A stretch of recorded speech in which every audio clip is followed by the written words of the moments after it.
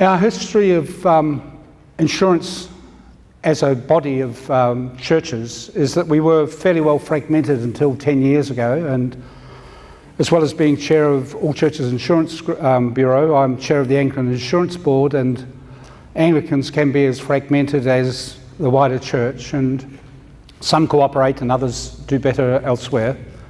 But we began by standardising our behaviour by finding a common insurer in Ansvar Insurance. That's led us to using a common policy wording, which then makes it easier to make a claim. It's easier for the insurer to pick up a common policy, and I would immediately argue, therefore it costs them less so the premiums can come down. We were one voice who spoke to that insurer. And we got to the strange situation where the chief executive of our ecclesiastical insurance group in the UK and the chairman of that company would come out once a year to talk to us, because evidently we're the only people anywhere in the world where many denominations get together to talk about insurance and present that one face to the insurer. And we worked tirelessly at continuous improvement and cover. Wherever Keith could chisel another little bit in the policy wording, he would do so. And then in 2010, 2011, our previously comfortable existence changed. It hurt me in terms of the money, nothing like the hurt that Greg and the other people suffered. But the December 2011 renewal was quite a shambles.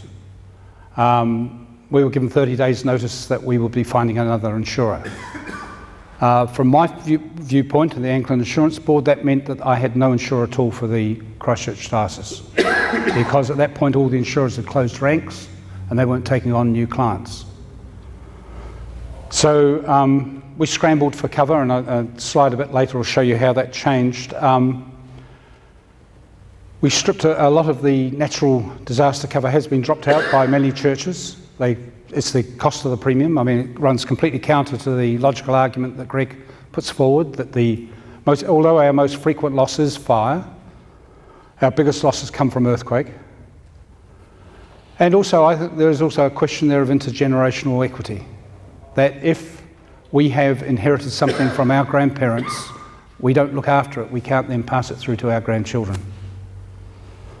But we were in the position prior to December 2011 where everyone who buys insurance is, where we would go to the insurer and simply say, we'd like 3 kilograms of insurance, please, and they'd say, here's the premium. We pay that premium, and that was it. We moved to a position like this over 29 days. So what this is where we were finding $100 million worth of cover on that axis. And these were, all those names there are all different Lloyd's syndicates. My favourite one is the International General Insurance, based in Amman in Jordan.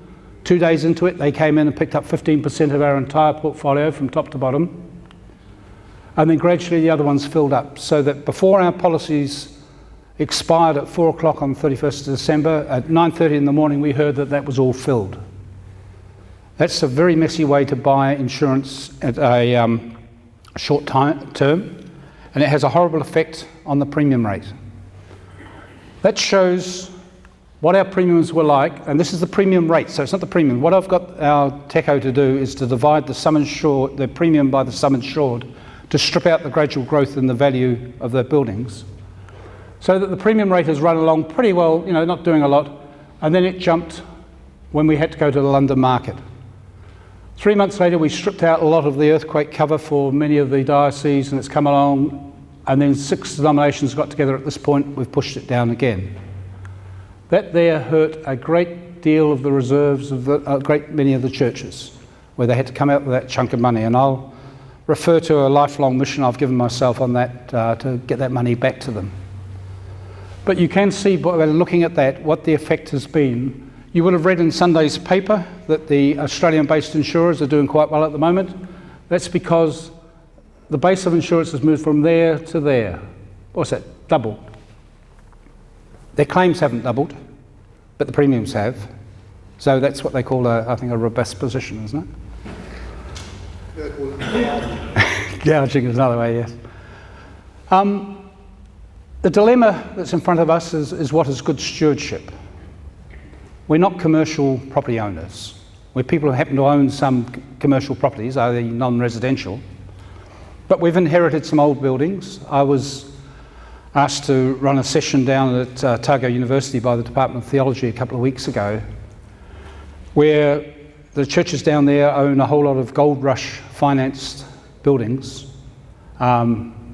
scores of buildings per denomination, which they've inherited from people in the past. I have served on enough Anglican vestries to know all about deferred maintenance. You know, oh, we really must do something about the roof perhaps next year when we've got the money. I very much suspect that Roman Catholics and Presbyterians have a similar modus operandi in that regard. Cost of insurance has increased, as I showed. Building code is increasing. More importantly, I think the population are becoming aware of this. It was proven in February 2011 that you can be killed by a building even if you're travelling past in a bus, that things can fall off a building and kill you. The population is aware of that. I don't know about where you live, my congregation's getting older. And the global financial crisis is cutting into the investment returns of what money we do have invested. Cost of remediation is going up. We decide we want to pull down the buildings, the cost of demolition has gone up. So we're in quite a robust pair of pincers as far as all our operations go as good stewards. But although I'm talking about insurance, what we're really talking about is risk assessment and risk management, and they're the precursors to that. And on this, no, try again, wrong button. Here, if we look at the probability of something happening and then the impact of that thing, highly unlikely to happen, very small impact, it's what's coloured green. Very strong impact, almost certain to happen, is horrid and it's red. And as you go down that impact and certainty, you go from red through amber, through yellow to green. What we have learned to do, and in the Anglican Church we carry the first $500,000 of insurance in our own book, is that we have learned to throw some money in the bank or in the budget to cover the small amounts, so we're not dollar swapping with the insurer. That way the premium rate comes down. This here, I think this is where faith and prayer come in, because it's certainly quite expensive to pay for large amounts of insurance here. And this area here is where the insurance cuts in. And that's where, in conjunction with the other denominations, we're trying to find some innovative ways to manage that so that we're not sending all our money off to some gnome in Zurich in order to fatten his bonus. And if we look at dealing with the risk, I'd like to start with the idea that, as you're all aware, at Verdun, the French doctors invented triage just to deal with the huge volume of wounded that were coming towards them. So a doctor would stand there and say, that man's going to die anyway, put him over there. That man will recover on his own, let him recover over there, and the ones where our intervention will give them a chance of life, let them come through. If I apply that to our buildings, then we have some buildings that are must-have. If I went around the room, you'd all disagree on which buildings they are, but we will come up with some buildings that we must have. There are some buildings which are nice to have, and I suggest there are some buildings that we ask, why do we have them? And that's where we can start, I think. We can start by saying, rather than saying, hey, this costs too much to insure, do we actually need to own it in order to insure it? I will ask you whether or not surplus buildings can be converted to another use and then on-sold. What we could do is say we don't want a particular church, let's sell it at a knockdown price. The developer grabs it, changes it into a restaurant, B&B, whatever they change it into, and then makes a great deal of money out of it. Why don't we do that? Why don't we convert a church we don't want into a restaurant, find a chef, tenant it, and sell an ongoing business, and bank all that developer's gain? And why should I do it on my own? Why can't I work in with Greg, and why can't all denominations do that? Then we're actually controlling one end of the market. So rather than being the victims of the developers who take what they want from us, we actually deal with the buildings. We can then employ 20, 30, 40 people to plan the way in which we move on surplus buildings. If I was standing in an Anglican synod, there would be booing, hissing and throwing of rocks at this stage. But this is just logic. I mean, I suffer for my sins, having grown in the actuarial profession, that logic always seems to be a good thing to use, but that's one way in which we could deal with the risk. Good stewardship said that we should insure against huge losses. Otherwise, suddenly there's something that gives us a huge loss and we say, whoops, sorry, I wish that hadn't happened. And we can build the fund to handle the small losses ourselves. We just build that into our budget, operational budget for the year. Therefore, the insurance that we do buy costs less because we're turning up less often with the insurer. What I'm going to say now, we should be balancing the time, money and energy spent on buildings against a gospel imperative which you're all aware of from St. Matthew, where we are asked to feed the hungry and clothe the naked and visit the prisoner. And if there are children who are being abused or are hungry or they're not learning or they're falling short of their potential, can we justify spending money on buildings? I'm describing two ends of a spectrum here. Obviously, as an Anglican, I would suggest there is a middle way that we do a bit of both. But also our churches are a part of the architectural heritage of New Zealand. So is it defensible to allow them to decay through lack of upkeep? I was, for my sins, brought up in Oamaru, and Thames Street has got a preserved Victorian facade which everybody who goes down that street owns. I was a choir boy and an altar server in the Anglican Church at the end of the street, which has got a huge spire on it and it's a wonderful looking building. It now has a much smaller congregation who are much older than they used to be. That's something which is owned by the people of Oamaru, and they're very nice people. They allow the Anglicans in there to upkeep it so it looks good. But I wonder, there's some questions to be asked about who owns that streetscape, who contributes to the cost of it. Are we stewards for the rest of New Zealand, and as kind Christians we maintain that for them? I'm not very good on answers. I've got a woolsack full of questions that I can ask. And as I said earlier, we've got stewardship of the church's assets, and where does that stop and stewardship of gospel imperatives begin? We've got to look at doing things, I think, which are efficient, and we have demonstrated in AllChurches Insurance Bureau that by sitting down and presented a common face to insurers that we can be more efficient in doing things ourselves. We've got to look at the risks that we face and the way in which they're mitigated, and what forums are required and how they might occur. And you've said earlier that at AllChurches Insurance Bureau we talk about the insurance.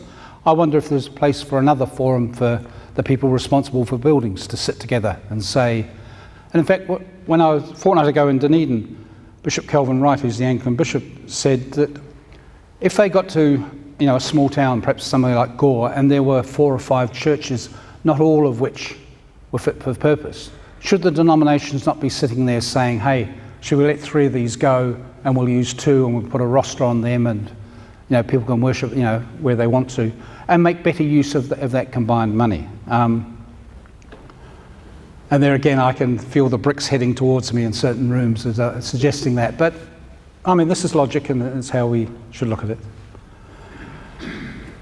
Talking about, I've mentioned already, cost effectiveness of insurance. Certainly by using a bigger deductible, so that's the amount of money that we carry on our own book, we're going to turn up and talk to the insurer far less often. So if we're carrying $500,000 and we've had $400,000 worth of claims in a year, the insurer doesn't even know about that. That is reported to the insurer, so he's aware of what the behaviour of the risk is there. And in fact, in the touch wood, in the year and 3 quarters that we've been with the London market so far, we haven't taken any claims through to them yet. They could move their premiums down a lot less in the light of that, I feel, but they have a contrary view. But by doing that, it's a way in which we're more sensible use of our monies. We are actively looking at the use of structures such as underwriting agencies and captive insurers to get control over that process. It hurt very much on the 1st of December 2011 when the insurer suddenly said, that's it was an interesting party, we're going home in a month. If we actually own the structures ourselves as churches, and there's no point in the Anglicans doing something, Roman Catholics doing something, Presbyterians, if we do that as a group, then no one can do that to us again. I mean, we can, I think it was Peter Ustinov who said that he was so determined not to make the mistakes his father made in raising him, that he made mistakes his father would never dreamed of. And so if we can actually own the insurance ourselves, the insurance company ourselves, we'll be able to make mistakes that other people don't, but at least it'll be ours that we can make mistakes with. And as I said earlier, I think the bigger the bulk, the better the buy, and it's senseless it's all going off, I think, inventing a wheel on our own. Cooperation is possible. In December last year, 6 denominations got together and made a joint placement of $3.2 billion of assets. Premium, I think, was around about 5.9 million. And in the next meeting of the AllChurches Insurance Bureau, there was one denomination who said, I really didn't think you guys were going to make it, and that's why I didn't join in. But now that you have, I will. So, I mean, his name, I think, was Matthew. There are other denominations looking at joining us. As I said earlier, we're looking at the feasibility of an underwriting agency or a captive insurer. That would give us the ability to move out of the retail market into the wholesale market, so that rather than just talking to insurers, we can talk to reinsurers as well. They're people who live further up in the stratosphere, whose premium rates are a bit lower because they take on the higher levels of risk. And I bore every insurer I talk to rigid by talking to them about profit sharing. If we can go for 2 years without a claim, then surely I can sit down and look at their balance sheet and work out what the cost of capital was and what the amount of profit was. And if they are no good at algebra, I'm exemplary. I'm happy to sit down and write a formula for them for a share of profit. That should build over time. And as I showed you in that earlier slide, there was a big spike at the beginning of 2012, which tore a lot of money out of church coffers. And if we can build profit over the coming decades, we'll be able to take that back and rebuild that money, which then can be used to house the homeless and clothe the naked and feed the poor, which is really what we want to be doing, rather than sending money off to gnomes in Zurich. So that, I think, comes to a blank slide. Right.